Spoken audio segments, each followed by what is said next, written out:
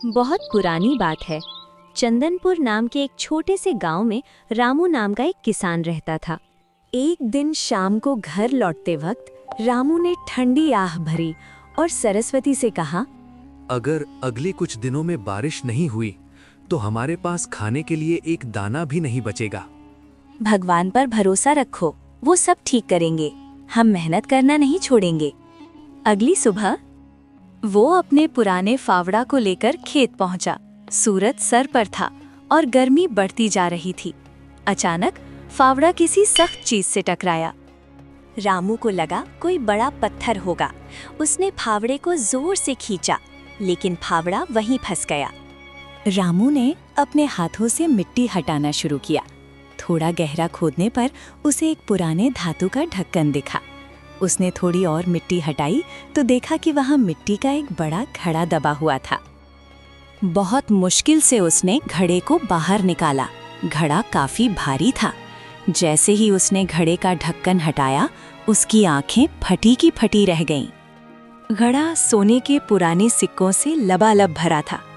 रामू के हाथों में कंपन होने लगी। उसने अपने जीवन में इतना सोना कभी नहीं देखा था। रामू वहीं खेत में बैठ गया। उसके मन में कई तरह के विचार आने लगे।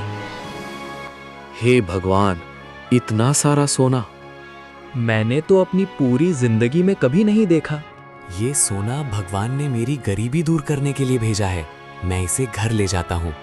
सरस्वती के लिए नए कपड़े लाऊंगा, अपने लिए नए बैल खरीदूंगा और हम कभी भूखे नहीं सोएंगे। लेकिन तुरंत ही दूसरा विचार आया। लेकिन ये सोना मेरा नहीं है। ये जमीन मैंने 3 साल पहले ठाकुर भानु प्रताप से खरीदी थी। शायद उनके पूर्वजों ने इसे यहाँ छुपाया हो। बिना पूछे इसे रखना चोरी होगी। रामू का पड़ोसी शंभू, जो दूर से ये सब देख रहा था, दबे पांव वहां आया। शंभू बहुत लालची था। उसने रामू से कहा, अरे रामू भाई, क्या किस्मत पाई है। चुपचाप इसे घर ले जाओ और अमीर बन जाओ। किसी को पता नहीं चलेगा। नहीं शंभू, मेहनत की एक रोटी चोरी के हलवे से बेहतर है। मैं ये सोना ठाकुर जी के पास लेकर जाऊंगा। रामू भारी घड़ा उठाकर ठाकुर भानु प्रताप की हवेली पहुंचा। ठाकुर साहब अपनी चौपाल में बैठे गांव के कुछ फैसले कर रहे थे। रामू को धूल से सना और भारी घड़ा उठाए देखकर उन्होंने पूछा, क्या बात है रामू, इतनी धूप में यहाँ कैसे? रामू ने घड़ा उनके सामने रख दिया और सारी बात बताई। ठाकुर साहब, ये घड़ा मुझे मेरे खेत में जुताई के वक्त मिला। चूंकि ये जमीन पहले आपकी थी, इसलिए इस पर पहला हक आपका है। पूरी चौपाल में सन्नाटा छा गया। सब लोग रामू की मूर्खता पर हैरान थे कि कोई मिलते हुए सोने को कैसे ठुकरा सकता है। ठाकुर साहब ने एक सिक्का उठाया और उसे परखने लगे। वो असली सोना था। ठाकुर साहब मुस्कुराए और बोले, रामू, मैंने ये जमीन तुम्हें बेच दी थी। अब वहाँ से जो भी निकले वो तुम्हारा है। मैं इसे नहीं ले सकता। रामू ने हाथ जोड़कर कहा, नहीं मालिक, मैंने जमीन खेती के लिए खरीदी थी, सोने के खजाने के लिए नहीं।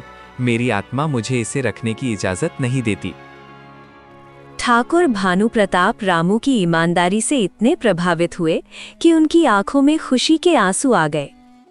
उन्होंने सबके सामने कहा, गाँव नालो, आज रामू ने साबित कर दिया कि गरीबी कपड़ों से होती है, दिल से नहीं।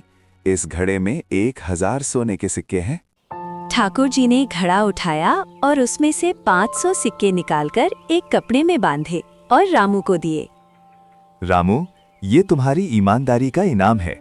अगर तुम इसे मना करोगे तो मुझे बहुत दुख होगा। और बाकी के 500 सिक्कों से हम गांव में एक बड़ा तालाब बनवाएंगे ताकि किसी भी किसान की फसल पानी की कमी से ना सूखे। ना रामू ने वो इनाम स्वीकार किया। उस दिन चंदनपुर गांव को 2 खजाने मिले, एक सोने का और एक ईमानदारी का मिसाल। रामू अब गरीब नहीं रहा, लेकिन उसने अपनी मेहनत कभी नहीं छोड़ी। उसने उन पैसों से और लोगों की मदद की और सुख शांति से रहने लगा। कहानी की सीख, ईमानदारी से बड़ा कोई धन नहीं। पैसा आता जाता है, लेकिन सम्मान और ईमानदारी हमेशा साथ रहती है। लालच का अंत बुरा होता है। अगर रामू लालच करता तो शायद शंभू उसे धमकाता या वो हमेशा पकड़े जाने के डर में रहता। भला करने से भला होता है। रामू की एक सच्चाई ने पूरे गांव के लिए पानी का इंतजाम कर दिया। आपको हमारी कहानी पसंद आती हो तो चैनल को सब्सक्राइब करें और लाइक करें। कमेंट करके बताएं कि कहानी का कौन सा भाग आपको अच्छा लगा। धन्यवाद।